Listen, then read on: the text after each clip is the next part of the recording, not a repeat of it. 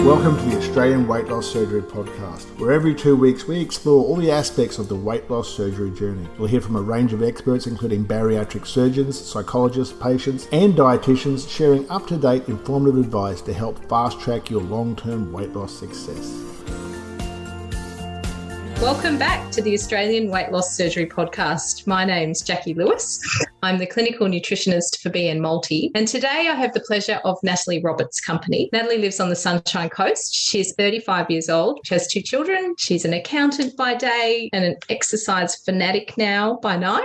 And I've got Natalie on the show because I'll be wanting to talk about, the transitions that can be made through the journey of weight loss surgery. Natalie's achieved some amazing results. She had her gastric sleeve in 2019. I'll get her to tell you about her overall wins and losses and her story, but she's really gained my attention in our bariatric group, the BN bariatric group, by showcasing her results as far as her exercise regimes go. And I wanted to get her on just to explore that. And I think she's making it look a lot easier than it is. And we're trying to open up that notion as well. So welcome, Natalie. Thanks for joining me today. Thank you for having me. Pleasure. It is always a pleasure because I love these stories and everyone's on the same journey but different, for different reasons, and they're looking for different results, and they often are surprised by what comes along the way with just, jumping on the weight loss surgery path. Tell me a little bit about how your journey started. I have been overweight my whole life. My heaviest weight was 127 kilos. And so that's when I decided, right, I've got to do something about it. And looking at my healthy weight range, I basically had to lose between 50 and 70 kilos. And to me, that was just overwhelming. And in my head, I was straight away like, I can't do this on my own. So I pondered the decision of having gastric sleeve for about 12 months. And then I actually have 3 prolapsed discs in the base of my spine. And I lived on heavy medication for around about 2 years just to cope with day-to-day living. I was in a lot of pain and I thought, I can't do this anymore. So I went to my GP and said, right, I want to get gastric sleeving. And so she referred me to James Askew here on the Sunshine Coast. And they have an amazing team there and was so welcoming, and it felt right. And so I had my sleeving done in Feb 2019, and it's been a roller coaster. I definitely had buyer's remorse probably in the first 3 months. I love that terminology. Yeah, it was, I did. And I had young kids back then. My kids now are 7 and 9. So going through that surgery, a couple of years ago was tough on our whole family. But, it's been the best decision of my life because I wouldn't be where I am without it. I am so grateful for the tool. It is definitely a tool. It's not, I guess, a fix for everything. And we'll go through that afterwards because it's been a real tough journey for me. And it might look easy on those photos, but, I think everyone's got a lot of demons that they deal with because they use food for their coping mechanism. And that was me. And I'm really lucky. So yes, I've lost my 70 kilos. It's even still to this day, it does. Yeah, it takes my breath away because I'm like, I've done this. I didn't think I could. I had always said I'm going to lose weight, and I never achieved, I've been able to do that with a lot of support. We talked about support. So I know the team at James Askew's practice are wonderful. And what does that encompass initially as far as different, I guess, a holistic approach to looking at where you need to go? Yeah, so initially when I met up, they have obviously psychologists there and a nutritionist there. And so I heavily relied on them. I didn't know how to eat right at all. Apparently donuts and McDonald's for breakfast is not good. And I think more so for me was seeing a psychologist. So I still see them twice a month to this date. So I really struggle with me being this size.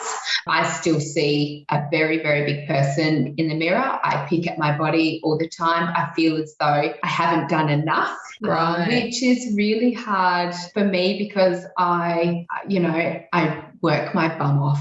I live and breathe health and fitness now every day, but having that support there, they are just a phone call away. And I still see James. So I had my follow-up. So you follow up like every couple of months after surgery. So I still have my appointment booked for February next year, which will be my 3-year checkup. So that is still a huge part of my journey. You know, if I have any problems or anything like that, I go see them. That's brilliant. And I think that's what's important. That long term is around the 2 to 3 year mark is when we see people going, oh, that went really well, and then now it's gone really badly. Yep. And I think that's, you know, that long-term vision of support and also the willingness to be coached is the other thing. Like, you keep showing up. We were just saying before, like, I keep showing up even if I don't want to, or I've got, you know, it's not my thing today, or I've got this, I'm not feeling it. Oh, I have those days a lot.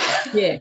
And showing up when you don't want to show up. And having someone to be accountable to, instead of going, I can do this on my own, because in the end, if you don't get it right now, I feel as though you can easily slip back into your old ways. And it is so easy. And don't get me wrong, like, I eat really healthy, but I'm telling you now, I still have a donut. I've got to be human as well. However, when I start eating it, those endorphins start going, oh, maybe if we just have this, maybe have that. And I stop myself, because I'm like, this is what happened last time. And I'll get into with my food. Obviously, it's changed a lot with my goals. And so, yes, I've had sleeping done, but, you know, I've had to kind of undo a bit of that so I can reach my goals. And that, I guess, is what's scary for me, is because I can easily go back to how I was, because I've had to stretch my sleeve out that bit more because of my goals. Because you need more energy through the day for exercise and training to build. Yeah, absolutely. So I've gone from, you know, post-surgery to eating 1 teaspoon of yogurt and being told, no, you can only eat, you know, a cup at a meal. Whereas now I'm eating, you know, 6 or 7 meals a day, which are nearly a cup and a half, 2 cups at a time, and mentally getting around that. And that's when having the support, you know, before I even started this, I went back to James and said, right, this is my goal. What are your thoughts? And I think it's then, you know, seeing and making sure it's okay, you know, and having that support of everyone knowing what your goal is and sharing that with your support group, and then everyone's on the same page. Yeah, you're working towards the same thing. And that's absolutely interesting you say that, 6 or 7 meals a day. It's a lot of planning and organising and that sort of thing. A lot of the time also in my practice, I'm encouraging people to eat more food, and they're going, more food? Like, it is an alarm bell where people are really keen to restrict and limit so that they're getting to their goal. And that's very hard to marry up that building with more food and increasing, you know, intakes when your demands are high. How many times a week are you going to the gym? I know you're doing weights training and you have a trainer. Yeah, tell me a little bit about that. So I train 5 days a week. I've given myself Friday and Sunday are my rest days. Friday night I want to spend with my kids. Yep. And Sunday is family day as well. So every other day. So Mondays I have off. I call it Monday me day. And that there is, I train with my trainer. I do all my meal prep, and then I also clean the house like every woman does, or man.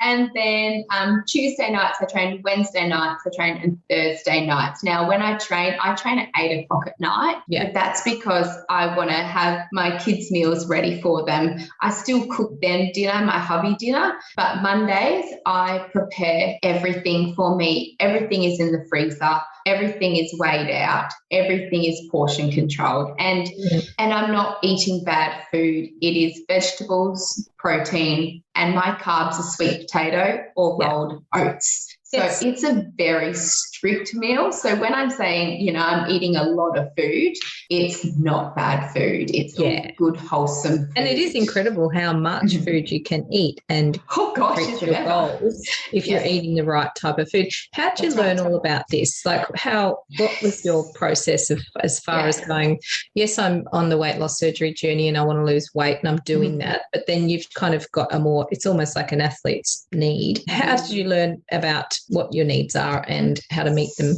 Yeah, so when I first started training, I was only eating about 600 calories a day, which was basically just protein yogurt and shakes. I really struggled. At the start, it hurt when I ate with my sleep.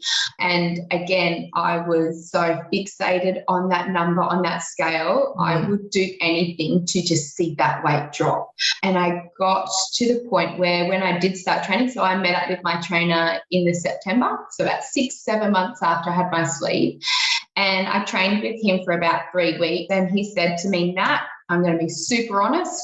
I can't train you if you don't eat, because you need to make a choice. You've either got to start eating a proper diet or we can't train. And that was a real big wake-up call. So in that time, because I was like, I'm going to get to 62, that was my goal weight. I'm going to get to it. I don't care what I have to do. And even the nutritionist at James's office was like, this is not healthy. We need to pick this up straight away. And so I think then was my, okay, I've got to change. And so I actually got my trainer, because I was like, right, if you want me to eat and to train me, you tell me what I'm going to eat. I said, make it easy. You tell me what to eat, when to eat, and how much to eat. And so I trusted him, and he went away and did a lot of research on sleeping, because I was like, I can't eat steak. Like, there was a lot of things I couldn't eat because it hurt.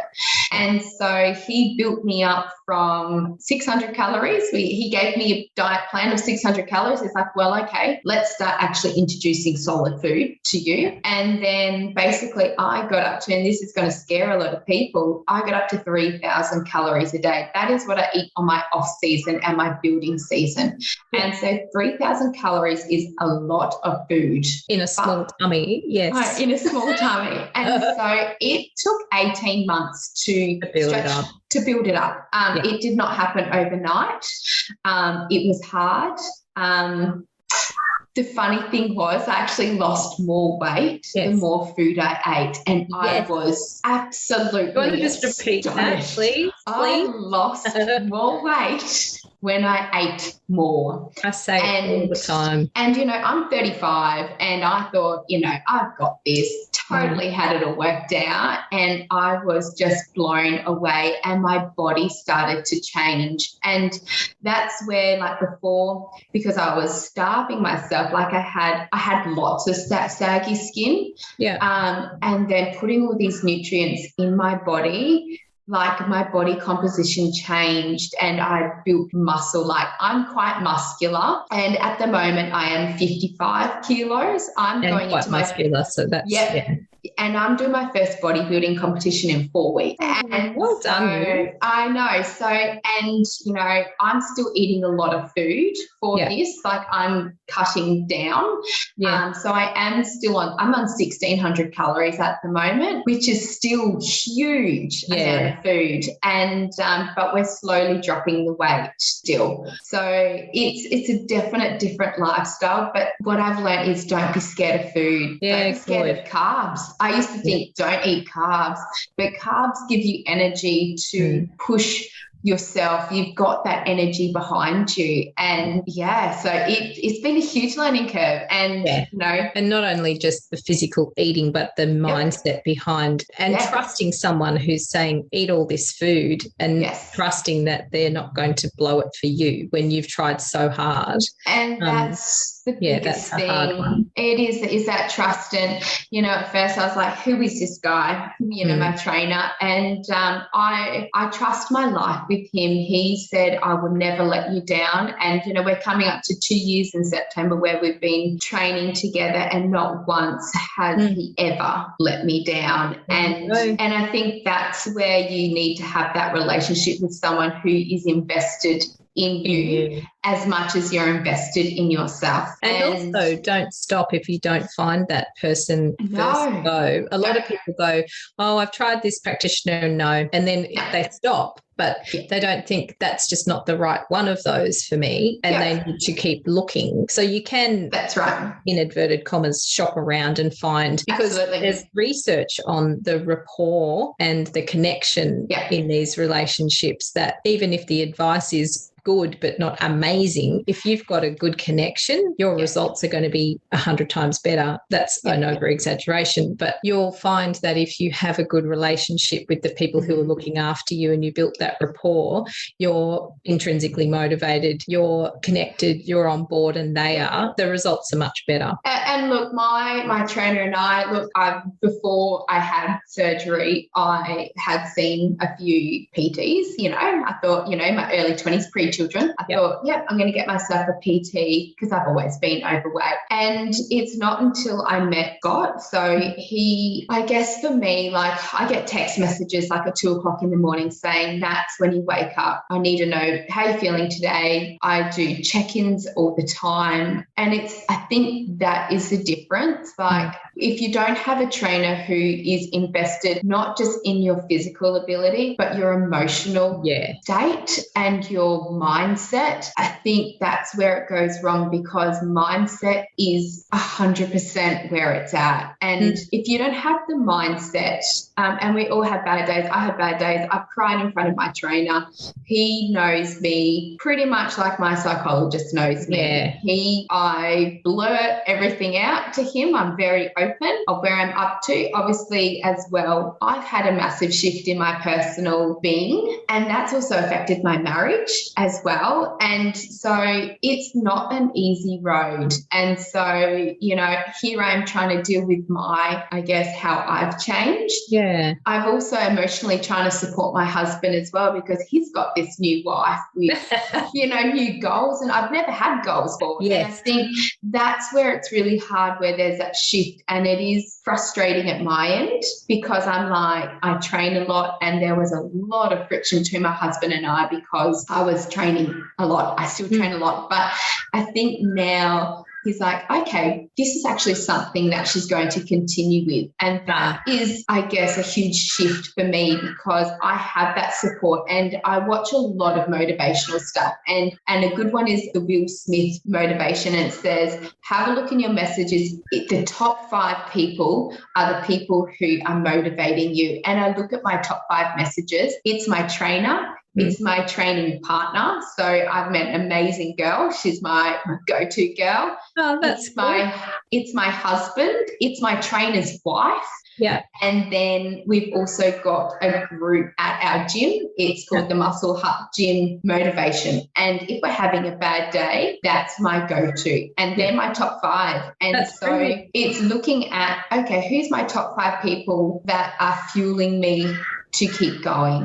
And I think it's so important having a support network. And you can't just rely on that one person to be those people for you. You can't. As well, because they're going through their own stuff, dealing with your growth too. So when you talk about your husband, for an example, he's probably looking at it going, oh, here's another bandwagon training thing she's on. It'll take up all of our time and then it'll just be dropped away. So his expectations and trust in your processes are through his old eyes for you. Yes. And it takes a while to prove that something different is going on here. So for you, it's like, no, I'm not doing that anymore. And they're like, yeah. So you can see how people do get dragged down by the people who are closest to them, because you've set the expectation up in the past of, I'm doing this now, and now I'm trying this to lose weight, and this yo-yo diet, and I'm not going to do any more of the shakes. I'm going to try this now, and now I'm keto. So people around you are going, oh, God, what is the next thing? And they're waiting for the wheels to fall off, which people go, oh, you're just seeing me through negative eyes. But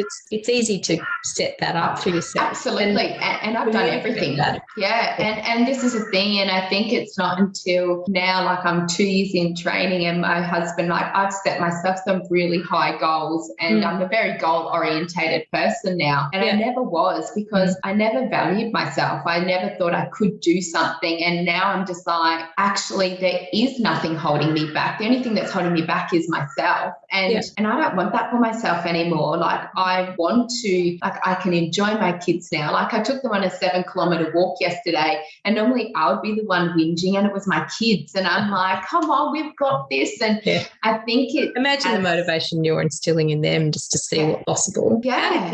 How did that come about? Was it, this realm of people you have, or was it just, is there one moment you can kind of define where you went, no, I'm really changing things here, and I've, Was there a moment where you felt the penny drop, or was it a whole lot of different things? No, look, it was April last year, and just before COVID really took a hold, my trainer said to me, he's like, Nats, would you consider competing and doing a transformation contest?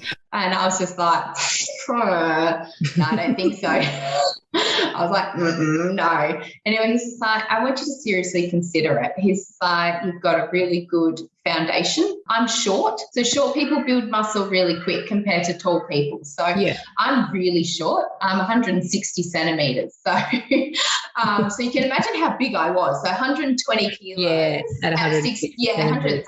I was short and big.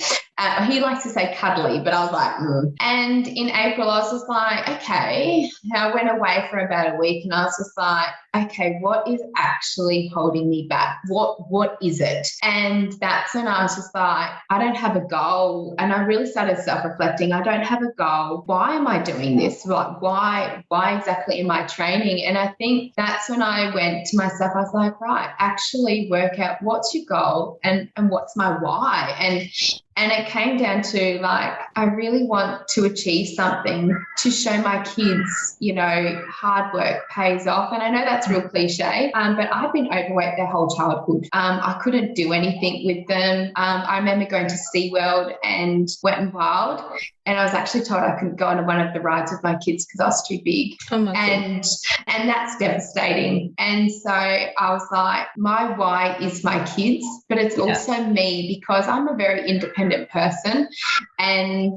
And it was April last year where I was like, you know what? No, I am going to do this. And that's when I started really buckling down with my training. So I now train with my trainer 4 times a week. And that's because I want to reach my goal. And, you know, I've said I'm going to compete for the next 10 to 15 years. By my 50th birthday, I want to have my pro card in bodybuilding in a worldwide setting. And so that is a massive goal. Like, that's a lot of work. And so I did my transformation competition last September and I won it.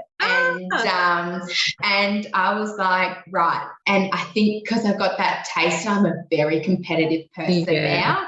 I'm competitive with myself. It's not actually about anyone else. I don't care what anyone else is, because everyone, and what I've learned, everyone is at a different place in their journey, and I need to focus on me. And it feels selfish at the start, and that's where, you know, with my psychologist, I see every fortnight, this is what I talk about. I feel like I'm selfish. I feel like, you know, I'm letting people around me down, and I'm scared to let people down. I'm a very much a people pleaser. And so it's working around that, going, you know what, it's not selfish, because if I don't do this, I'm letting myself down, and that's not okay. It's not okay. I didn't come all this way to then give it up. And so my kids now come training. Yeah. There you go. So now my kids come training with me, and they've got their own trainer, you know, because I'm like, you can't have my trainer. No, it's very much separate. And so it's now feel as I'm really instilling something amazing in my kids. Yeah. But also they're, you know, they see I enjoy it, and that's all I want is for them to be happy. This becomes a part of what they do as well. Just get up and exercise and then go to work. I noticed that in our family, we all exercise, and we always have. And my son now is 17, and he just gets up and he's like, I'm going for a ride, and he'll go for, he's like, I'll do 100K today.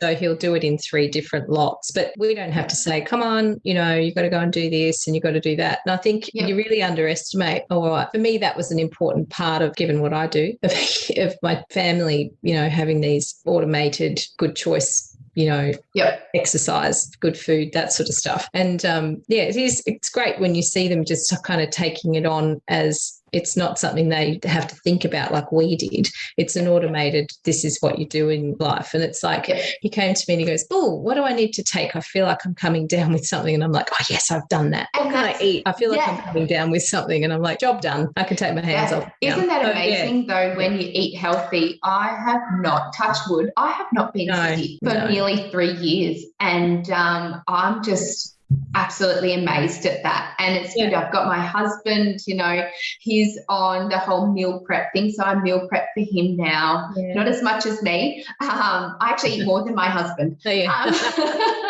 But I think and you feel more organized because there's no excuses now of reaching for something bad because you're meal prepped. And this is the thing, I've taken mine's obviously to the next level. I weigh everything. My trainer gives me an updated food. So if I feel like I'm not feeling the greatest, he will then change my food around. So it's not, I guess, it's strict. Don't get me wrong, it's really strict. But if I'm having a bad day, he's like, you know what, just eat the goddamn muffin. So it's going, okay, I can make it work. But food can't be used as, I guess, a weapon against yourself. And I've learned that so much because I used to be so hard on myself when I had the sleeve done. I was like, do not put anything bad in your mouth. You've got this done. And you don't want to feel as though you're a prisoner in your own body. That's a really good way of putting it. And there's a lot of the self-talk of, I don't want this to fail. I don't want to gain weight again. Don't do that.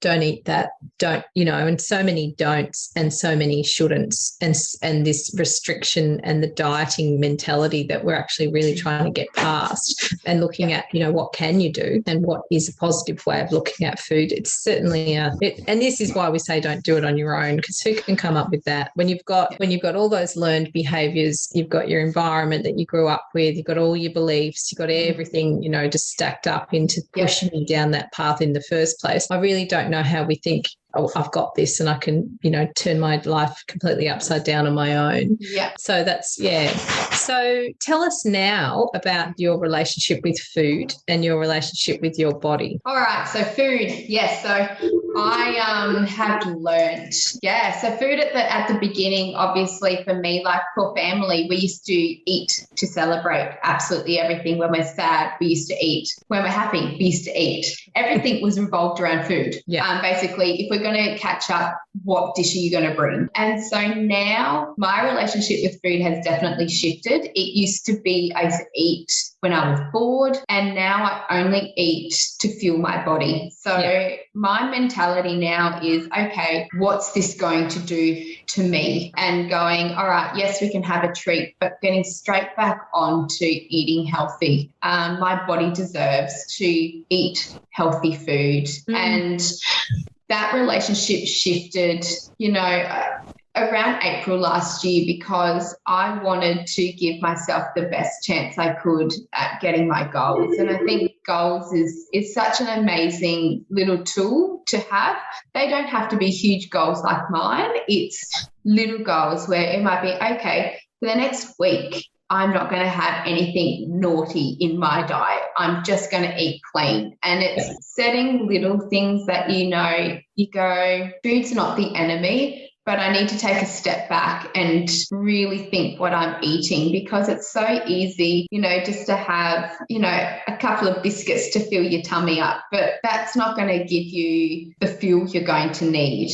And so I think the food for me was the hardest. It was daunting. I didn't know how to eat right. And that's when being told and getting that advice from someone, the nutritionist or a trainer, whoever you pick, make sure they know what they're doing. But also, it's not normal having half your stomach cut out as well. So you need to have someone who will take the time to invest and, listen to what you can and can't eat. So there's a lot of things I can't still eat.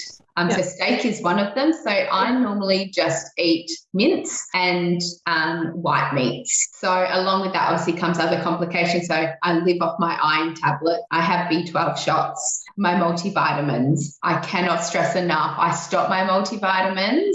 How'd that work out? It did not work out well. I ended up having to have an iron infusion and a B12 shots for, it was 3 months. Every month I had to have one to build it back up. So I cannot stress enough, God, stay on your multivitamins. I didn't have to say it. But that's also when we get the call is 2 years down the track when things haven't been complied to. Yeah. And we get, now I've got, my hair's falling out. Now I've got the hair. That was my biggest one. I was just like, what is wrong with my hair? And my head is just like, go get your bloods done. And so it is my first thing in the morning I take is my multivitamins. I take my iron at night. Yeah.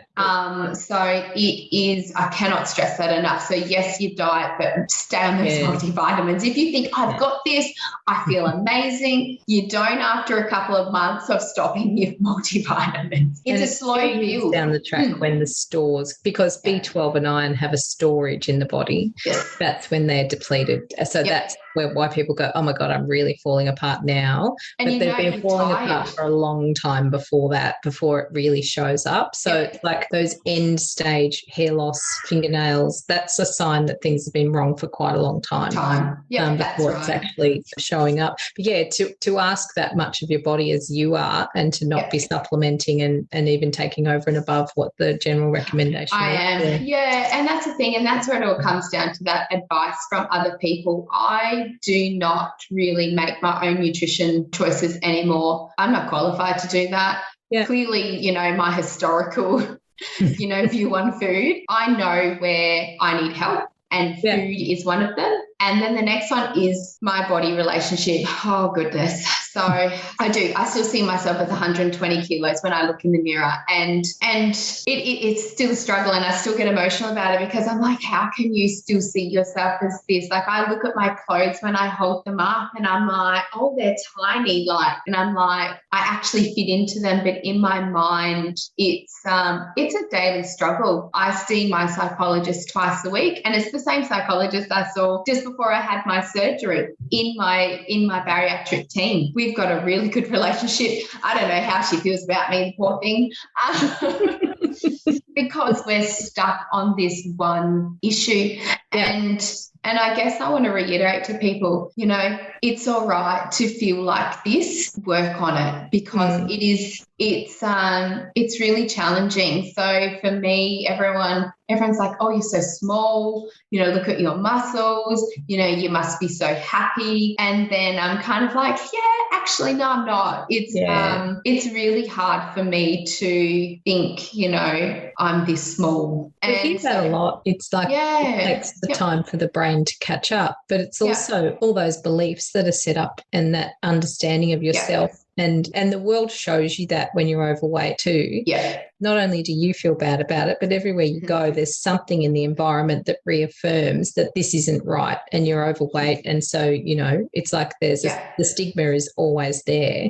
Yeah, so to come out of that and to work out which purpose it was serving, we talk about that in psychology. It's like this would not exist if it didn't have its own purpose that it's serving you. So it's a protective mechanism, or is it a safety issue where we cover ourselves so we feel safe? There's a range of different reasons, but looking at cracking that code, and that's deep. Like it's really hard lessons you're having there.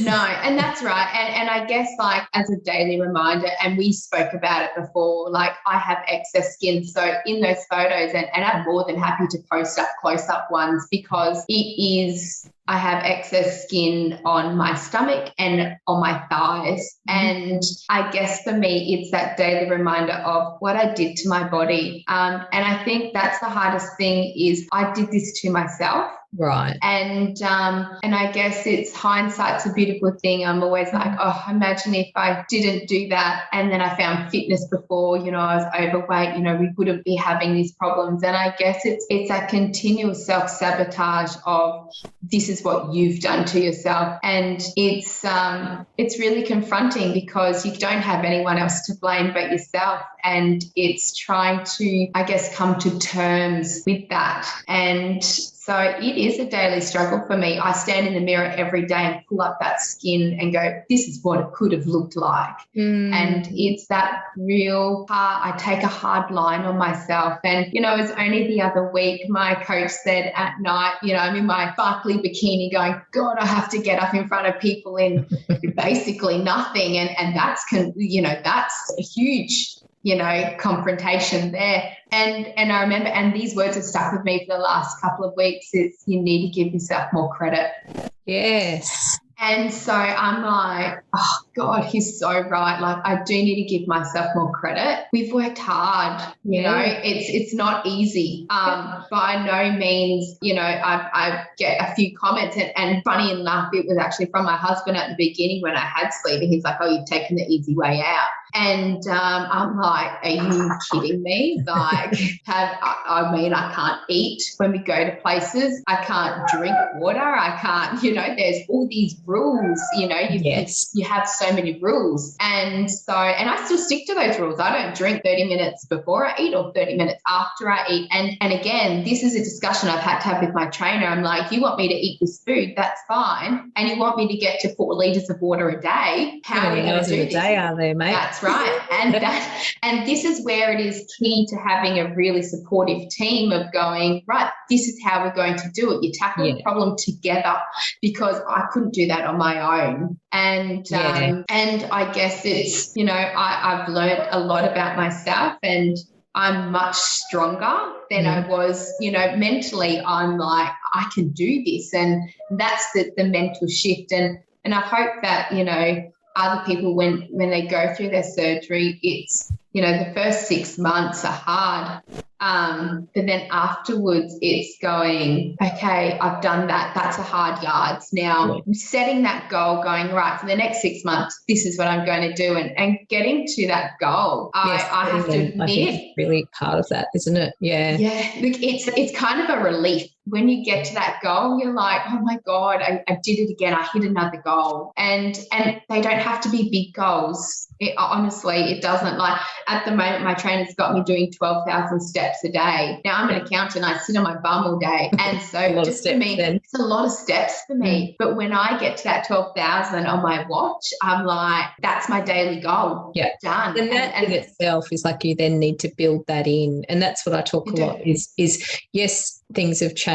Yes, we're all busy. Yes, there's 100 different excuses, but you build it in to how do you fit 12,000 steps in with 2 kids to get ready for school and yourself and your work? That's right. What's the trick? The trick is time management. Oh my goodness. So this is why I meal prep everything. So I'm up. And so I'm meant to get 8 hours sleep a night. And so I go to bed about 8 o'clock at night. Yeah. I'm up around 5:30. I do 40 minutes on my treadmill at home. I just bought a cheap $200 treadmill offline. And then I just do that. I listen to motivation. I used to listen to music, but now I have to listen to motivational stuff because I need something to get me through my day. And then I know when I'm going to eat and what I'm going to eat, because I've been told this is what I've got to do, and it's measured out. I literally just have to make it. And so then during the day, I probably only do about 3,000 steps. So I average about 1,300 steps every 10 minutes. Yeah. So I know then at the end of the night, I have roughly about 50 minutes on the treadmill. And so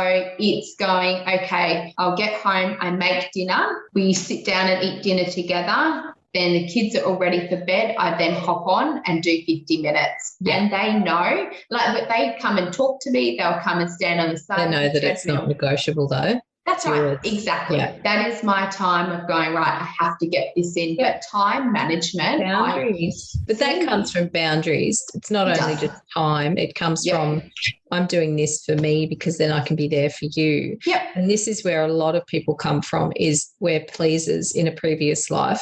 We're doing everything. We're carers, we're caretaking, we're doing everything for everyone else. And then we turn up, we go, oh, look what happened to my weight.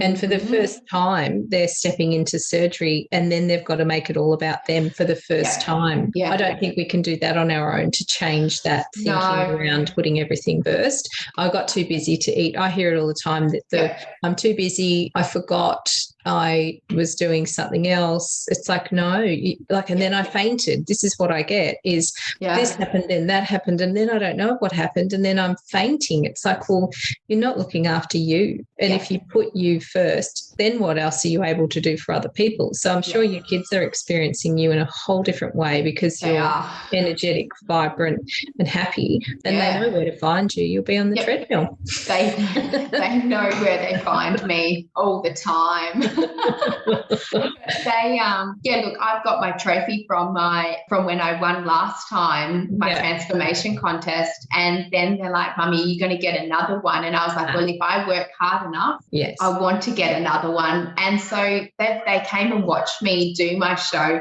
And, I pulled out my bikini that I got yesterday, one made. And they're just like, oh, is that what you're wearing on stage, Mummy? And they're excited. And to me, that's just like, that's enough for me, because I'm like, oh my goodness, they're excited for me. And to have that support, and even my husband, to have that support, I go, this is worth it, because, even if I don't win, I'm already a winner, because my family can see that this motivates me. It makes me happy. And I just, that's all I want for them as well, is, But look, also at the mold you're breaking, all of that you were bringing in now is all being changed in a totally different way for the next generation, and then for their next generation. And it is generational, and some of this is genetics. We've proven that. A lot of it is environment, it's, habits, it's beliefs, it's a whole lot of things. But even if the genetics are there, you've got this framework around it. And they're now doing in our realm in nutrition, we do nutrigenomics, which is looking at your genome and what made it for you. So different illnesses that are in the family, how, you'd say, oh, my mother had cardiovascular disease, so there I go. So yes, to a certain extent, the genetics will be there, but environment is the trigger. They say your genes are the loaded gun, but the environment is the trigger. So if you've got these genes for obesity, yes, well and good, but if you don't have the environmental trigger, that might not go off. So you've just changed that whole trajectory of the next person's life. It's pretty it's pretty special, and considering it's your kids as well, I mean, you just want the best for them. So and I'm so happy that I've learned how to eat properly, how to keep my mind, I guess, positive, and I'm a very positive person. Yes, I have those inner demons, everyone does, but in the end, I am such a happy, positive person, and I love lifting people up, because I think it's so important.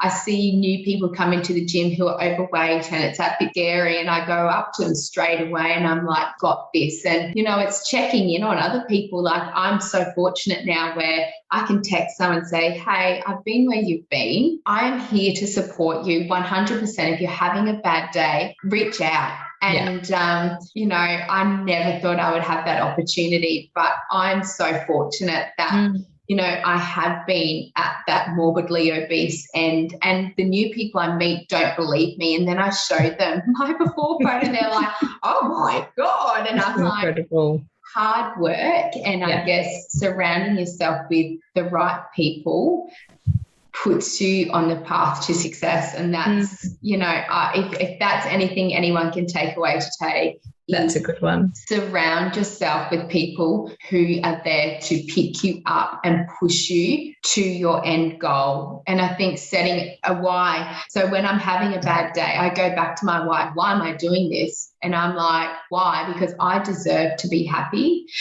I deserve to achieve a goal for myself, and yes, I want to be strong and lift heavy things, but they're just trivial things. In the end, when it's my last breath, I want to say, you know what, I achieved something for me because, that's what I wanted to do. Yeah. I could give a round of applause.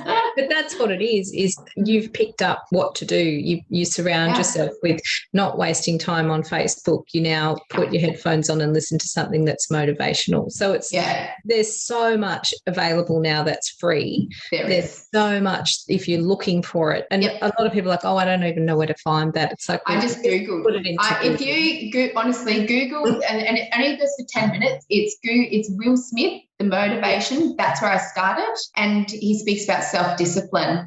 And that's what it is. It's disciplining yourself so you reach your goal. So, and that's what I think of, like when at night time at 9 o'clock, if I'm still awake, I'm like, oh gosh, I could really go for a block of chocolate. And it's just going, no, I'm not going to put that in my body because that's not going to get me to my goal. That's just going to put me back. You know, it might only be a week, 2 weeks of putting me back, but I don't want to have to wait those extra days just because I wanted the satisfaction of a block of chocolate. And so tell me, outside of all of these other things, is there one whole nutshell of the things that keep you motivated on a day-to-day basis?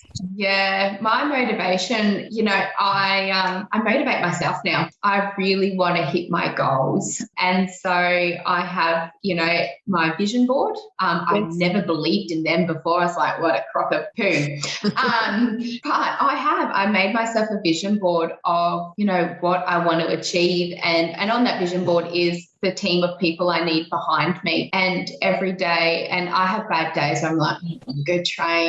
I'm sore, I'm tired, I'm irritable. But then I'm like, no, show up, do this. And I never put pressure on myself. If I'm having a bad day, I will tell my trainer I'm having a bad day and we just take it easy. But I still show up, and that's my motivation, because afterwards I'm like, I showed up. I showed up. I did it even though I didn't want to. And then I go to bed going, right, you just got to get up and do it again. And I think you can't rely on other people for motivation. Yes, you know, it's great to, you know, if you're having a bad day, reach out, absolutely. But you have to motivate yourself, otherwise you become tired and then you just think, oh, I'm not going to do it. And in the end, the only person you're letting down is yourself. And I think that's the worst person to let down. You know, I'm a people pleaser. I want to make sure everyone, you know, enjoys you know, what I do and provide for them. But in the end, I want to motivate myself because I deserve to be motivated, and I've worked hard. Where it's coming from is I deserve this. And I think sometimes that's underpinning a lot of our understandings when we're morbidly obese is, you know, what do I deserve? So pulling yourself out of there. Thank you so much for your time and sharing your story. It's taken us a long time to get here, so I'm so excited about it. I know, me too. I was just like, we've got to do this because I just want to, you know, and I'm an open book, so anyone can, you know, have a chat to me if they have any questions or anything like that. Or if you get followed up questions, please ask me, because I'm more than happy to answer anyone. I'm an open book. I'm an oversharer. We like that. We'll put all your details in the show notes of just before and afters, and also, you know, where to find you. And of course, in the BN Bariatric group, you're a bit of a feature there regularly. So that's great. Yeah. Thank you so much, Natalie Roberts. Thank you. Beautiful. Wonderful. Thank you. Thanks for listening, and just before you go, we would love to hear your feedback, so please give us a rating and review. For other interesting topics of conversation and inspiration, come and drop into our Facebook community at BN Bariatric. If you've enjoyed our podcast, we hope you will share on your Facebook or Instagram and hit subscribe so you'll never miss an episode.